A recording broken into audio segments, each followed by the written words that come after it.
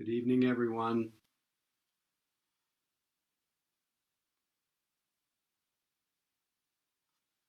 Nice to see a few faces.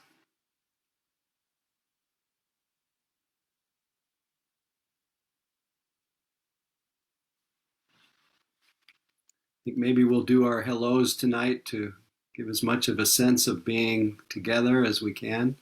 Please feel free to unmute and say good evening to each other. Good evening. Hi. Hey. Hi. Hi. Hello. Hello from San Francisco. Everyone. Hi, everyone. Hey, everybody, Charlie in Berkeley. Nice to see you. Good evening, everyone. I found the unmute. Great. Good evening. Hello from Mill Valley. All right. Is that the Rachel I know? Yes. Hi, Howie. Hi, Rachel. So nice to be here. What a treat. Hello. Good evening, everyone. Hello. Hi, Linda. Hi, Noemi. Hey, Noemi. Hi. I think that was Fred. Howie. Hello, Mary and Sherman. Thank you for co-hosting tonight, Sherman. Ow.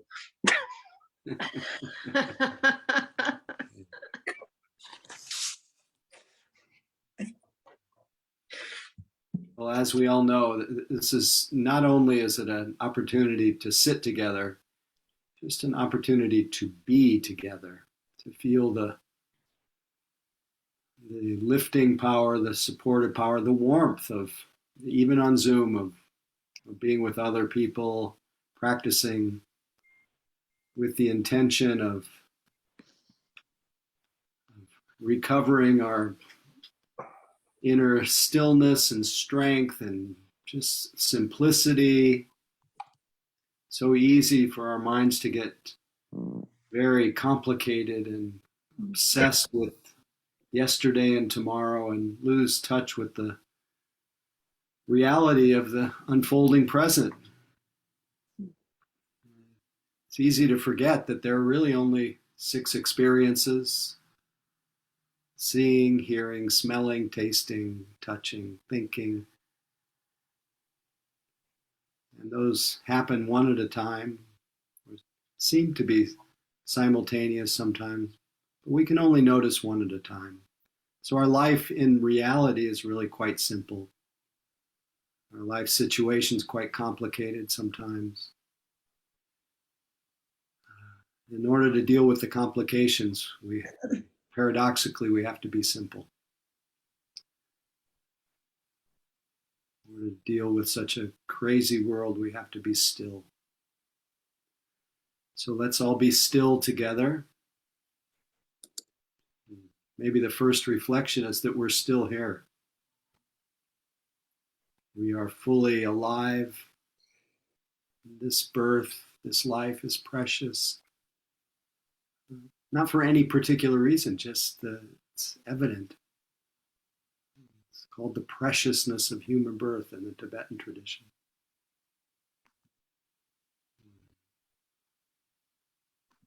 Just to be able to experience our lives through these senses, eyes and ears, nose, that itself is amazing.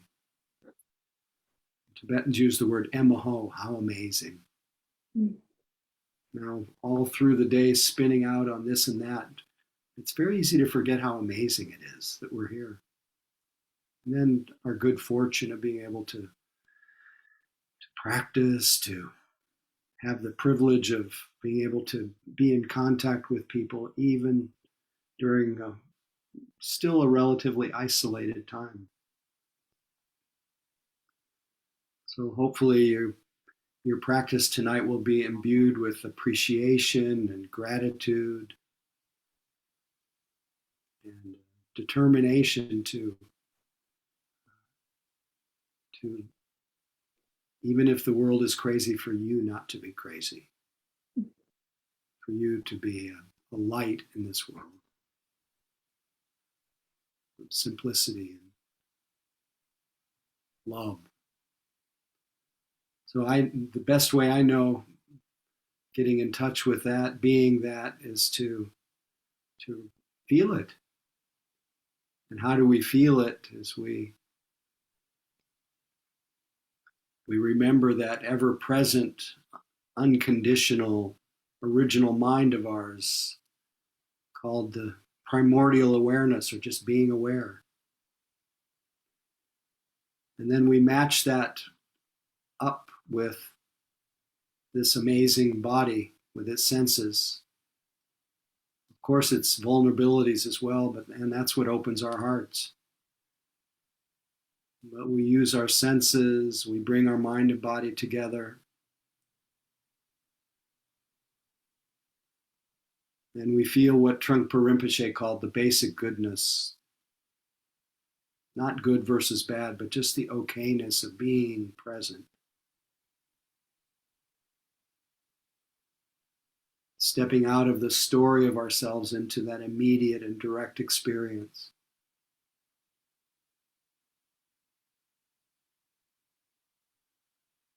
The best way to empty of the past, empty of the future, is to connect with our body, which is here. Connect with our breath, emptying with the in-breath, emptying with the out-breath. Yet intimately feeling the texture of the body as it breathes. Creating a current of continuous attention to the simple details of the unfolding present.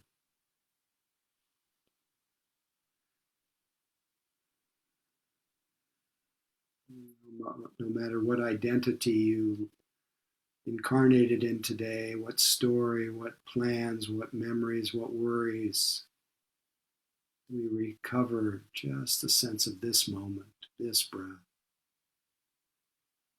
this reality. And we regulate our nervous system this way, just here.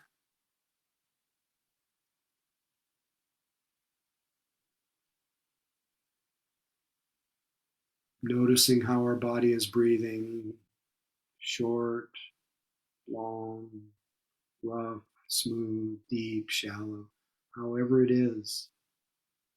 Letting each breath be appreciated, let it call us here. And while you're at it, feel free to enjoy the body's experience of its own breathing.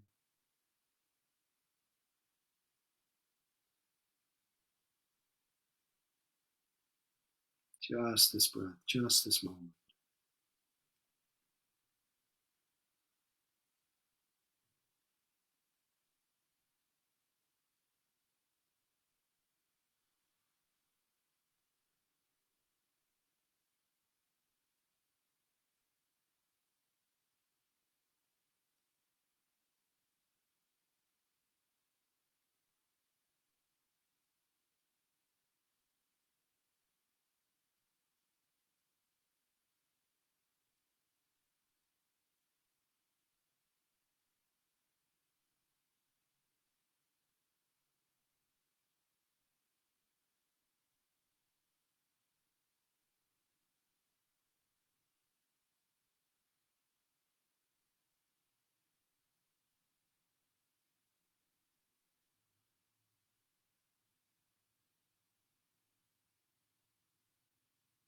Feel the joy of letting go of past. It's gone anyway. Letting go of future. It's unborn. It's just this. Truly let go into this simplicity. Bring joy.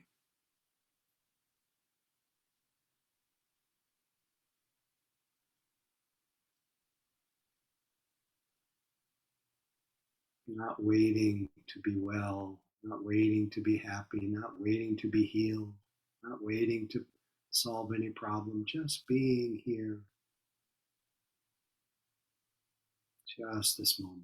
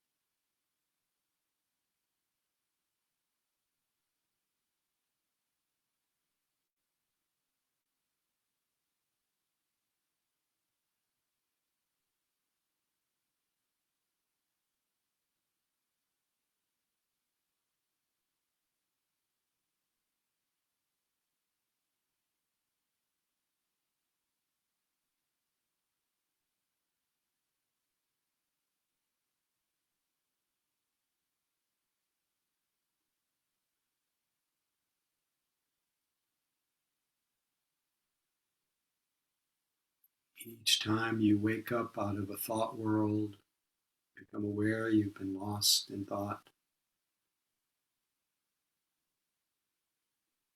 This is a sign of mindfulness re-arising.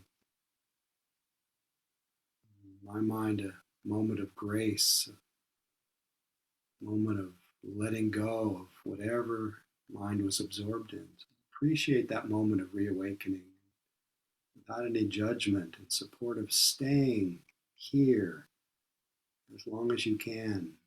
In the living present, we connect again with our body and its senses and our breath.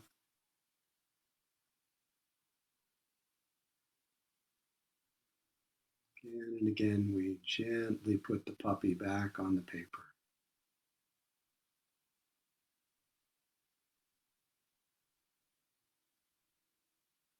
Kind or loving awareness.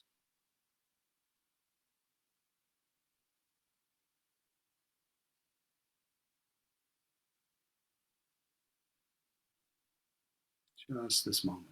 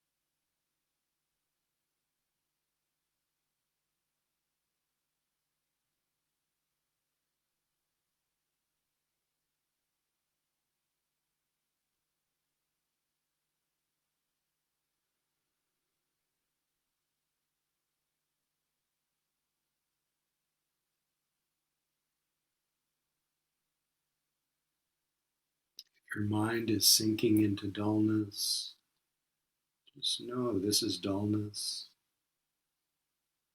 Very lovingly arouse a little energy, refresh yourself, and begin again. Beauty of practices, we always start fresh in each moment. The same if you notice that there's strain or struggle in the mind, resistance, strain to make something happen. We notice this. Oh, this is strain, this is desire, this is resistance. Very lovingly, we let go, let that be, refresh ourselves, connect with our bodies, connect with our breath.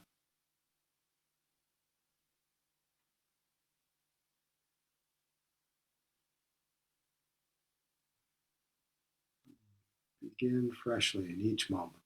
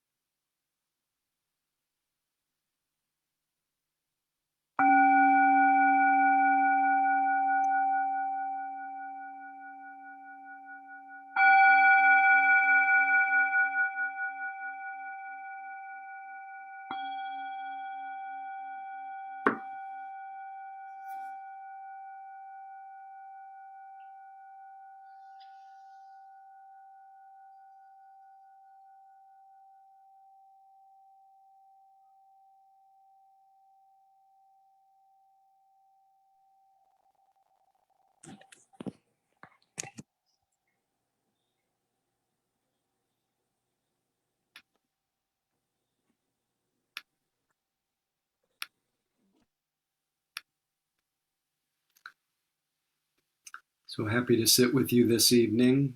Thanks for inviting us into your living spaces. I'd like to invite you right now to just look around the space that you're sitting in and notice if it looks any different after you brush the dust of memory a little bit, cleared your mind, quieted your body.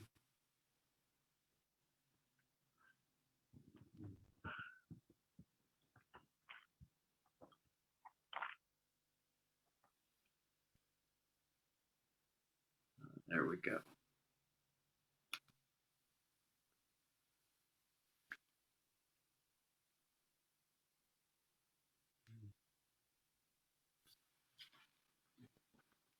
Curious before we give announcements whether there are any questions, descriptions, comments, concerns, anything about the meditation instruction tonight or what you noticed or any very alive Dharma questions. Feel free. And you can identify yourself with a raised hand. Mary and I will call on you if you're so inclined. But know that your comment or question will likely be of some use to someone else. So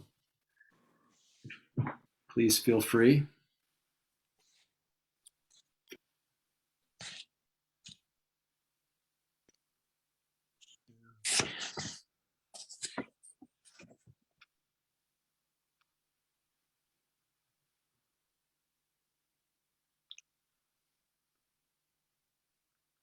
Christopher, thanks for breaking the ice.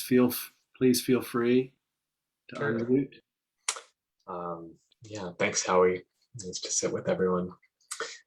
Just noticing a lot of restlessness in my mind today, like sort of a compulsion to wanting to go check my phone for nothing that's there, or this that feeling of wanting to see something, and kind of just let my mind sort of just say, well, you want to check it. Like, I mean, as soon as that reaction comes, just sort of again noticing it and then letting it go, and feeling that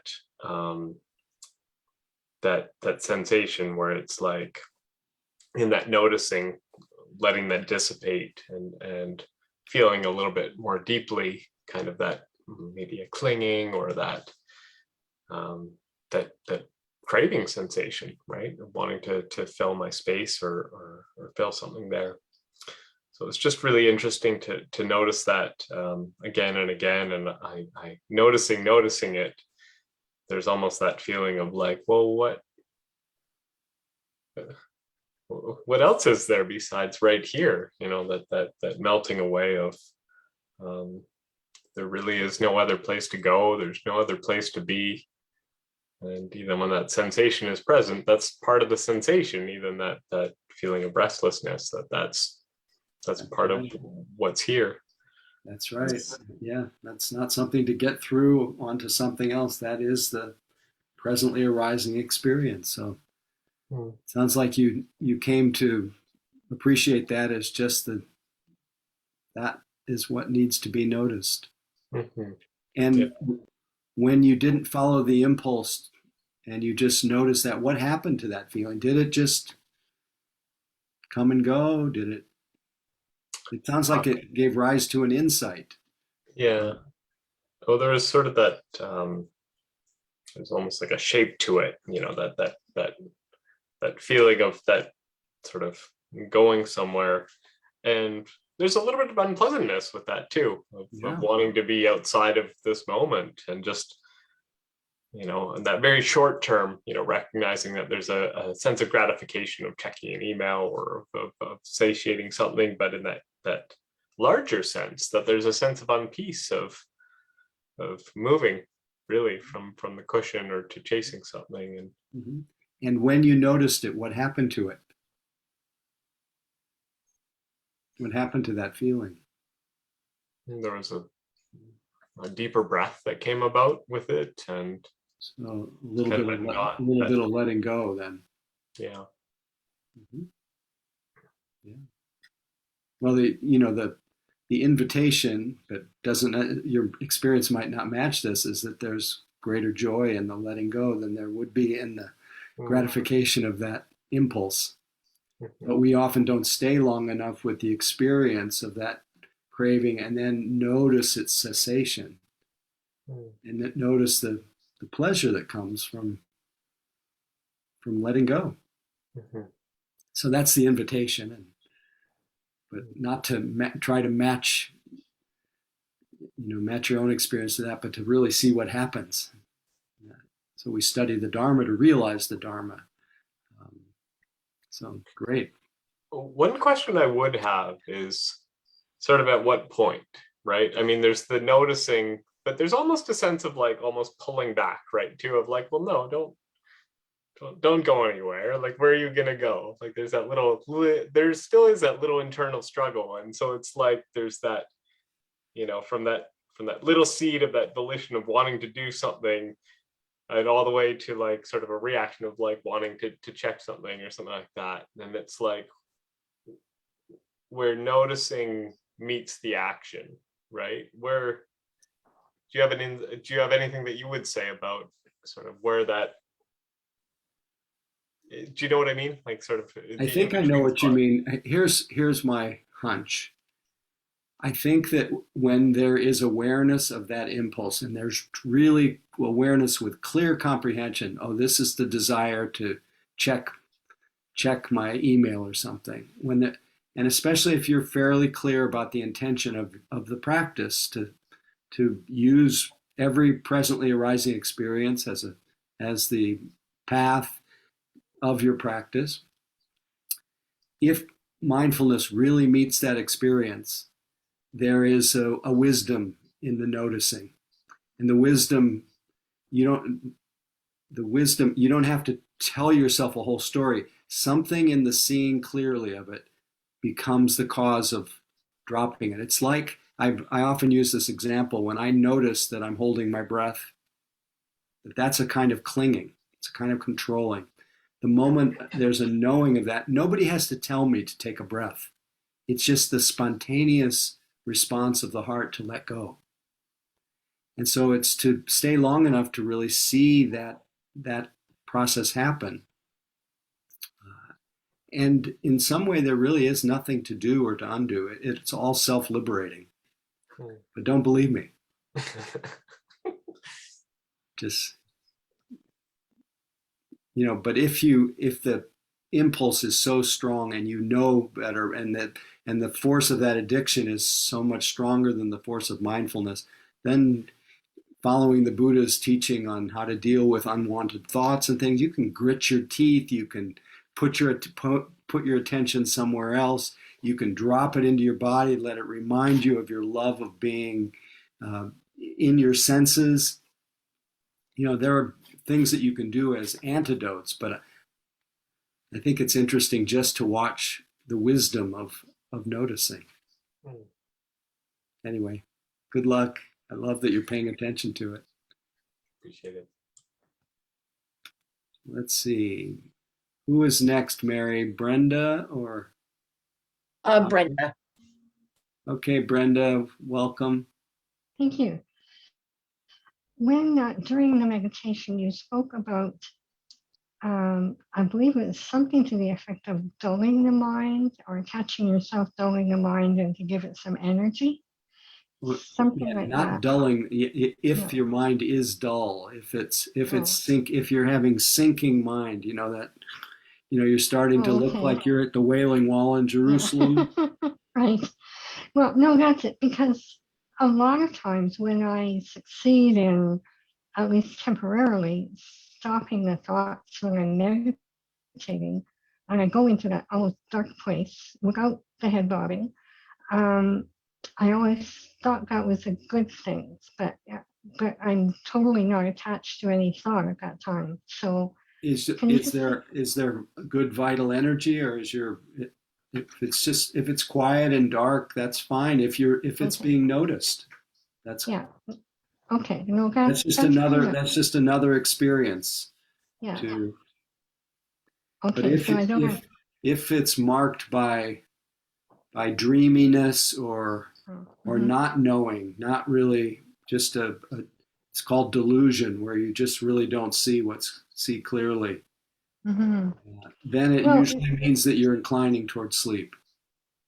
right. Okay. Well, it's not. Yeah. Anyway, well, thank you. That's been helpful because like I say, often when I come out of that dark space, I feel like it was a good thing if I wasn't sleeping. But Yeah. Well, there is a you call it a dark place. There's sometimes spaces where there's not much thought, mhm. and then sometimes there's spaces with not much thought and there's really clear awareness of that. And then there Yeah. are spaces where there's not much thought, where there's not much awareness, where you're just kind of gone in a way. Mhm. Now, that kind of the goneness is not, it may be very nourishing and relaxing for your Mhm. body, and it is a sign of tranquility, but you won't learn a lot. Right. So, Okay. the Tibetans call it, and this is not personal to you, but the Tibetans call that stupid shamatha. It's Okay. it's highly valued because Yeah. there is unification of mind and body, but there's not much awareness, so you don't learn Right. much. Okay. Thank you. Yeah. Thank you. Yeah. Howard, please. Howard has. Okay, Howie. You are my teacher, so I want to share with you what I'm working on. I wrote it down. I like your screensaver, All right, thank you. your Zoom picture. Here's what I wrote. I'm going to project light and love even in the face of a maelstrom of negativity. Beautiful. Beautiful. I'm failing in this attempt, but I'm happy that I got the right idea, but manifesting it and getting it there is like, impossible, but I have the idea. Beautiful intention. And you know what the Buddha said, whatever one frequently thinks about and dwells upon becomes the inclination of the mind. If you want loving kindness, you have to plant the seeds of it. So that sounds like a beautiful idea. Thank you. And thanks for sharing that with everyone else. I think that was actually part of a theme that I had in my mind tonight is to incline toward being of benefit. The moment you wake up in the morning till the time you go to bed, come out of the tangle of our own self-preoccupation and do some good. So thank you for getting us started on that theme. And always good to hear your voice too, wherever you are. Okay, any more before we shift gears? Okay, Mary, hand it over to you, and then we'll have a very short stretch break. And please stay with us. Mary, it's up to you. Thank you. So just a reminder that this Saturday from 9 a.m. to 1 p.m. Pacific time, there is going to be a half day long and called, I put it here in the chat, called Meditating for Peace and Happiness, an online half day retreat with Howie. So, and the link is in the chat. These half days are really lovely. It's just, especially we're now in the holiday season, having an opportunity to slow down, have some continuity of mindfulness in the midst of it all is a beautiful opportunity. You don't see the link. Okay, I will put the link back. I put it up pretty early, so maybe you didn't, it doesn't translate. So I will put it back up. Not a problem. I see it, Mary. You see it? Okay. Well, right, I'll just right above Charlie's note. okay. All right. So then the other thing, as always, I'd just like to remind you about Donna. The other day I was reminded about what a beautiful tradition Donna is. I was talking to a group of mindfulness practitioners, and they were lamenting how expensive courses are and sits and all these other things. And I just said, in the Buddhist tradition, these are offered freely, and people, offer in return what they can. And somebody's head was like, oh my God, how do you do that? And it's like, people have beautiful, generous hearts. And when we have appreciation and love for the teachings, we showed that in return through the act of Dana. So anyway, I have Dana information here. And so we appreciate your generosity. And when we take our little break, always a good opportunity to take care of your Dana, because I know it's often when we turn off the Zoom, out of sight, out of mind. So thank you very much. Back to you, Howie. Thank you, Mary. And I assume I'll see all of you there on Saturday morning. It really is, I have to say, I love being with the Tuesday group, and just the opportunity we have to, in the midst of the maelstrom that Howard spoke about, to have a sense of peace and well-being, but to be able to connect for a sustained period and settle in together is just so precious and so rare, and it's so much fun, and at least fills me with confidence that even during these times, during any tough times, you nurture the habit of continuity, as Mary said, the continuity of mindfulness. There is a capacity each of us has that's independent of our circumstances. And it's just a matter of contacting this original mind, this mind of wakefulness and awareness. So please come along. The BCMS.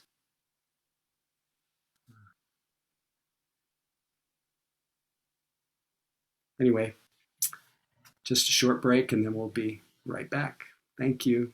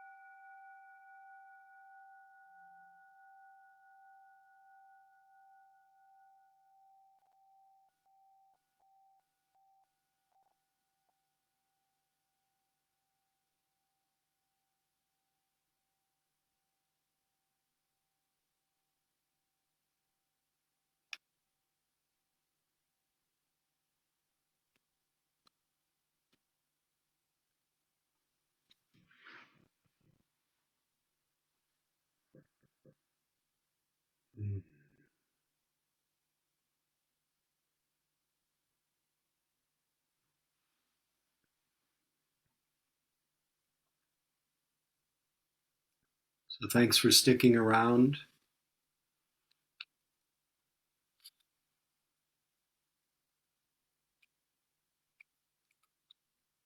Early in the, we'll call it the COVID period, which will maybe be some kind of distinct period in the history of our world, and will go down in history as the COVID period. But early on, I got inspired. And I think the theme running through the first several months of our community online, which was just an enormous support for me, and hopefully for people who came to Tuesday nights. But what a theme running through it was, this is what we were made for, a time like this. I remember repeating it over. This is why we practice, is to be able to accommodate the difficulties, the uncertainties, the shelter in place, everything about it that was just so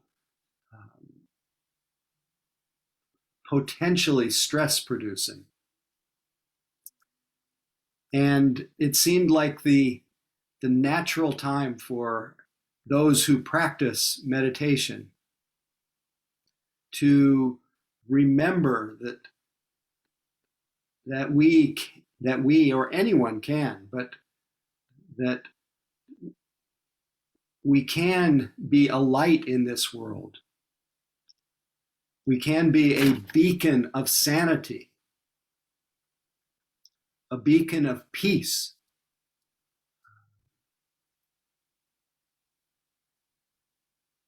a beacon of wisdom that knows, whether I like this or not, this is how it is.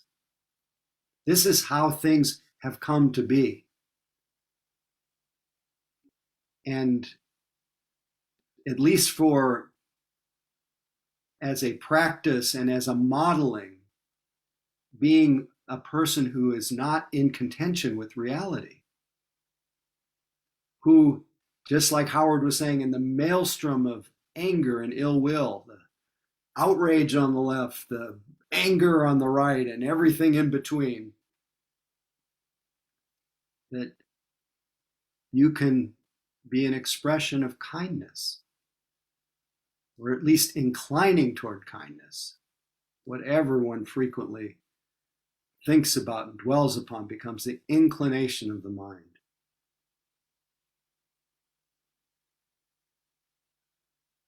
And actually consciously inclining our lives to be of service, to be a support, to be, whether or not we are in a situation where we can be of support or not. And many of us, either by age or situation, can't obviously join some kind of campaign or some kind of movement, but our own internal practice, if it's dedicated to the welfare and benefit of all, it has an impact. It gladdens our hearts. It allows us to express a sense of well-being to at least to those who have to live around us every day. And at least we're not adding into this world more aggression, more confusion, more dependency on things being different for our sense of well-being. That we can actually be, as we aspire to be, the eye of the hurricane. And there is such a beautiful fragrance to a life that is practiced for the purpose of service, for the purpose of being a benefit. Again, that could be alone, but it could be with others. I had the great good fortune today, this afternoon, at I guess it was 4 o'clock on the Pacific Coast, attending a retirement Zoom party for someone who's been at Spirit Rock for 26 years. And listening and bearing witness to the person who had been really a selfless servant of the Dharma, of creating optimum conditions for people to practice for 26 years in the back office, in the systems of Spirit Rock. This person was very central and did it with such wholesome intentions, with such loving kindness, with such skillfulness, with such flexibility, with such selflessness. Just planting that seed over and over, just showing up, that the fragrance of her life and the outpouring of affection and appreciation was just so happy making. It was so easy to feel mudita, happy that she's happy to be celebrating her. This is Christine Owens, who's retiring from Spirit Rock. Some of you may have met her along the line at retreats.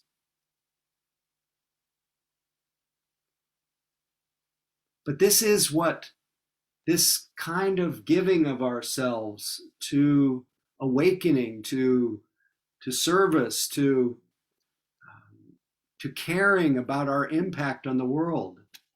This is what we're here for. And you know, it's funny, all through the years I've been reading this, what's a very funny passage, but I read it again this evening and I got a completely different meaning from it. Or not a completely different meaning, but a slightly different meaning. And I'll read this to you. This is a story from Anthony DeMello, who's a wonderful spiritual teacher who's written some wonderful books. So Anthony DeMello, great teacher, kind of has a big mind, a big view of all different wisdom traditions. He said, last year on Spanish television, I heard a story about a gentleman who knocked on his son's door. He said, Jaime, to his son, and he said, wake up. And Jaime answered, I don't want to get up, Papa. And his father shouted again, get up, you have to go to school. And Jaime said, I don't want to go to school. Why not? Asked his father. 3 reasons, said Jaime. First, because it's so dull. Second, the kids tease me. And third, I hate school. And his father said, well, I'm going to give you 3 reasons why you must go to school. First, it's because it's your duty. Second, because you're 45 years old. And third, because you're the headmaster. Wake up, wake up. So I actually think that we are all the headmaster. We all underestimate the power of our goodwill, the power of what we can how we can impact each other, the power of our practice, the power of wisdom, the power of that one being that one person in the room who is steady, who understands this is how things are. This is how things have come to be. The one person who's not just joining the throng, the stream of distress. Because, you know, there's such a tendency, and I think it's wonderful to join in with an appreciation and a sensitivity and a compassion for everything everyone's going through right now. But it's very easy to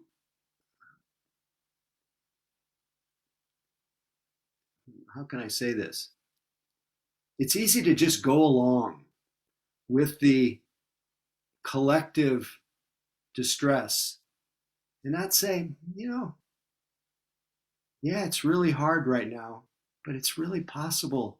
I've been doing this thing where I stay, I'm just, talking, I'm thinking out loud. I'm doing this thing where I just keep coming back to, yeah, am I aware right now? What am I aware of? I'm here. What do I need? Anything? My mind doesn't need anything right now. I'm okay. Tomorrow is tomorrow. Yesterday is yesterday. I'm just here and I'm actually okay. And it's okay to be okay. Like we all want to, no, I shouldn't say this, but I don't want to generalize, but it seems like we want to out suffer each other. A little cred. If I have some dukkha. We all have dukkha. If you're born, definition of birth, leading cause of dukkha. And for those who don't know what dukkha is, it means stress, suffering, things that dealing with things that are hard to bear. Every one of us. But we also have this amazing capacity and modeling the capacity to be even at peace with dukkha, not compounding it, not adding to it, not complaining about it, counting our blessings, being, again, dedicating ourselves every day to seeing what I can do to be of benefit. Can I do to counteract the hysteria? What can I do to ease the heart of somebody who isn't really in real distress? And then make that dedication a daily inclination of the mind. Through the months, I've relied a lot, all the way since I had the good fortune and like the Forrest Gump of the Dharma scene, just stumbling on the Dalai Lama back in the early 1970s. And somebody told me to go to Dharamsala and see the Dalai Lama, and I didn't even know who the Dalai Lama was. And went there, and I knocked on the door of the Dalai Lama's house. And somebody opened the door, said, "Come in." And I was able to join with a group of Tibetans from Ladakh, which is up in the north, who had come down on pilgrimage to see the Dalai Lama. And the Dalai Lama had just come out of retreat to meet these people from Ladakh. And my friend and I just got to go in and have an audience with the Dalai Lama. And I didn't know who he was, but I felt really euphoric after being with him. There's something about the transmission of his state of mind. But maybe the most important thing he did for my friend and I is he sent us to a teacher who spoke English, who was in charge of teaching Westerners. And I don't even remember his name, but he gave this teaching over and over on what used to be called the 4 mind-changing reflections. Now, these days, they're called the 4 reminders. And I think I must bring this up once a month at least.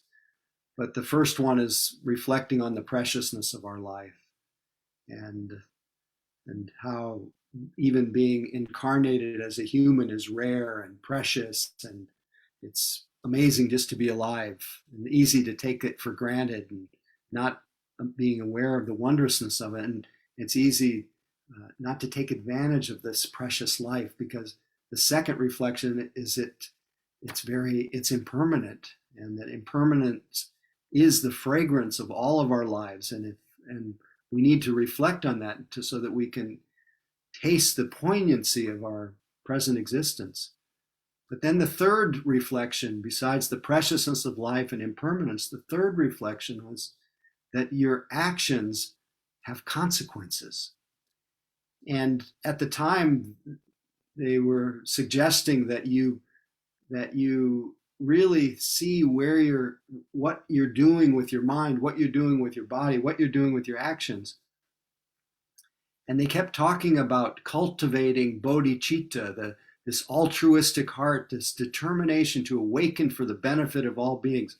And so I started this little seed at that time, which didn't feel like much at first. It said, I used to say to myself, may this sitting, whenever I'd sit with myself or whenever I'd sit with others, may this sitting be for the benefit of all beings. May my whatever I offer be for the benefit of all beings. May my life be for the benefit of all beings. So this is just a conceptual mind planting the seed of intention to be a benefit. And the more I did it, the more I felt the power of that intention. And it was as though after a while, when I would get to that sense, may my life be for the benefit of all beings, I would feel taken over by that intention.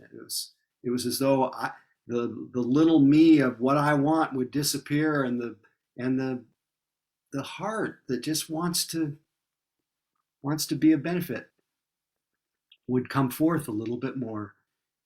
And I'm not saying that about having this great altruistic heart. I'm saying that it's a function of having planted that seed or reawakened that seed by just reminding myself with my conceptual mind.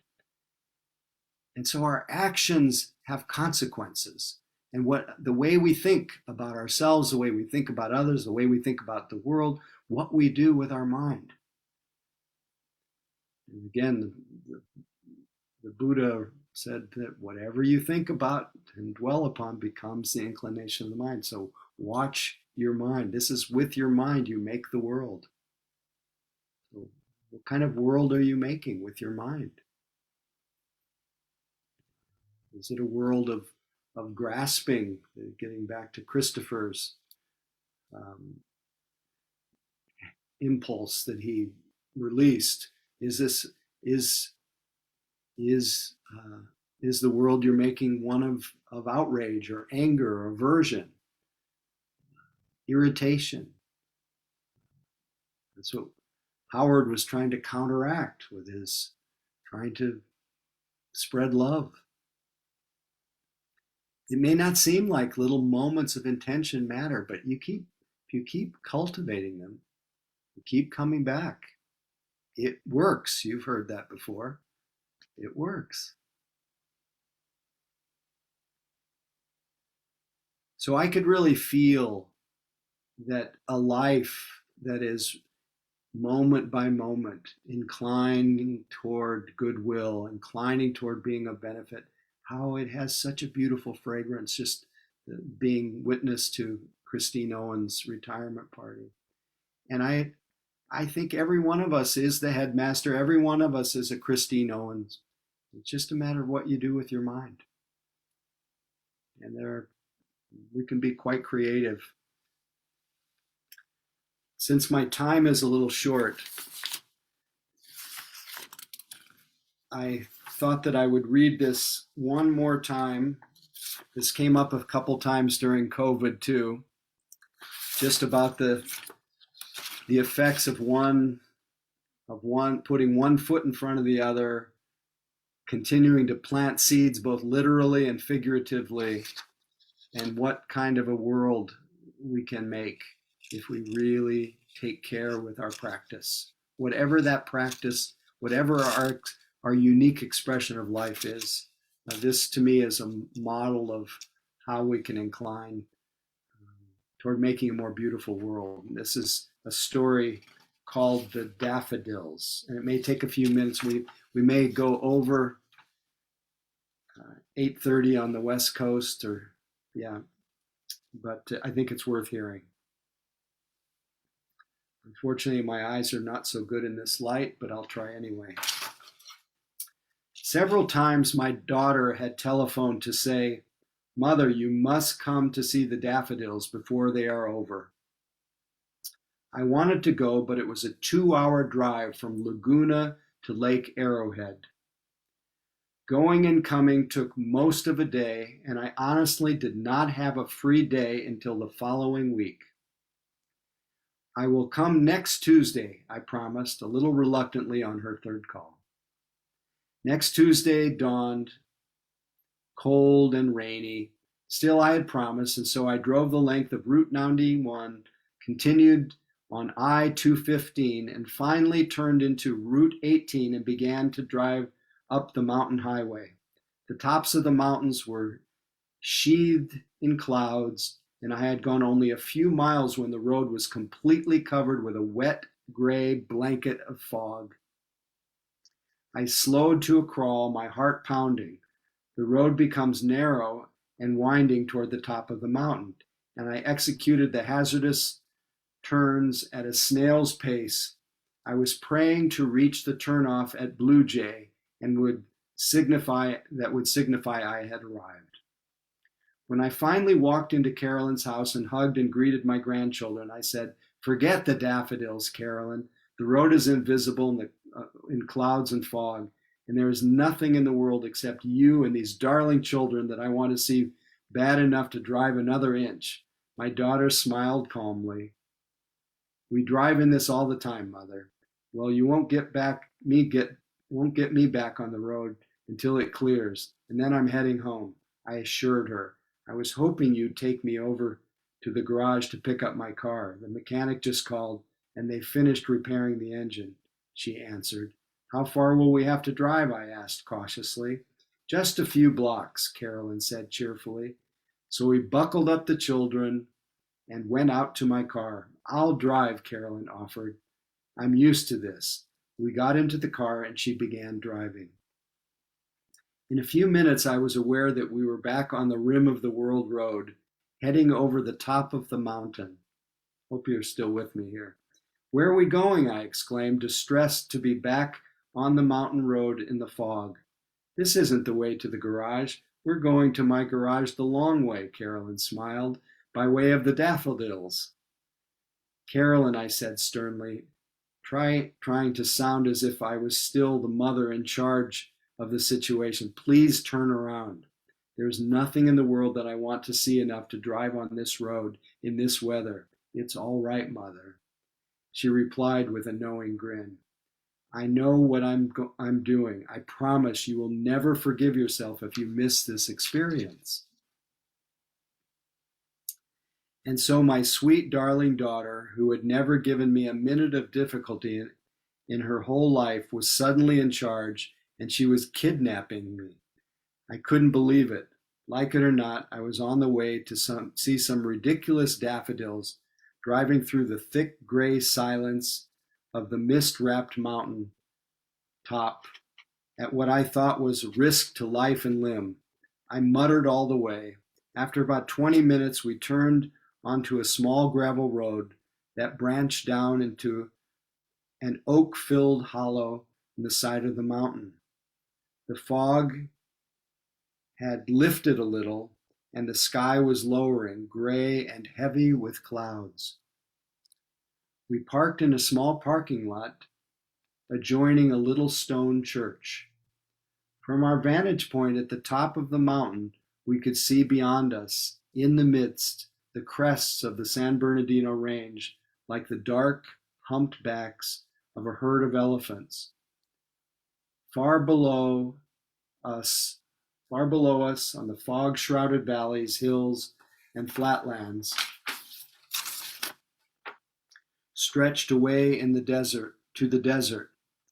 On the far side of the church, I saw a pine-needle-covered path with towering evergreens and manzanita bushes and an inconspicuous lettered sign, "Daffodil Garden." We each took a child's hand, and I followed Carolyn down the path as it wound through the trees. The mountain sloped away from the side of the path in irregular dips, folds, and valleys, like a deeply creased skirt. Live oaks, mountain laurel, shrubs, bushes clustered in the folds, and in the gray, drizzling air, the green foliage looked dark and monochromatic. I shivered. Then we turned a corner of the path, and I looked up and I gasped. Before me lay the most glorious sight, unexpectedly and completely splendid.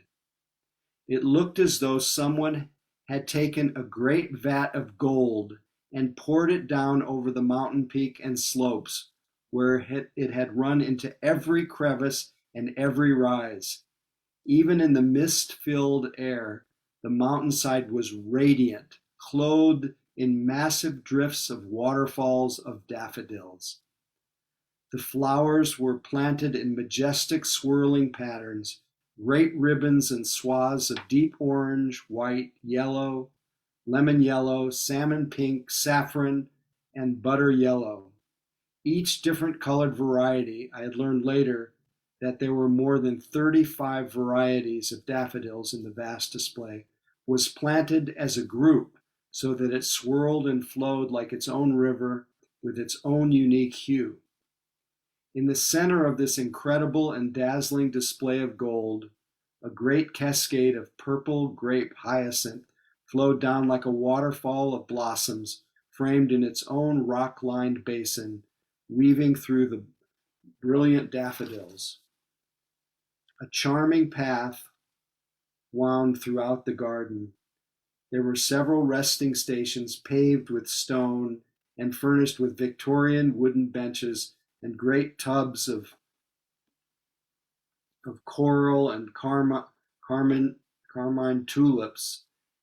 As though they were not magnificent enough, Mother Nature had to add her own grace. Note, above the daffodils, a bevy of western bluebirds flitted and darted, flashing their brilliance. Sorry, I'm having issues reading this. These charming little birds were the color of sapphires with breasts of magenta red. As they danced in the air, their colors were truly like jewels above the glowing daffodils. The effect was spectacular. It did not matter that the sun was not shining. The brilliance of the daffodils was like the glow of the brightest sunlit day. Words, wonderful as they are, simply cannot describe the incredible beauty of that flower-bedecked mountaintop. 5 acres of flowers.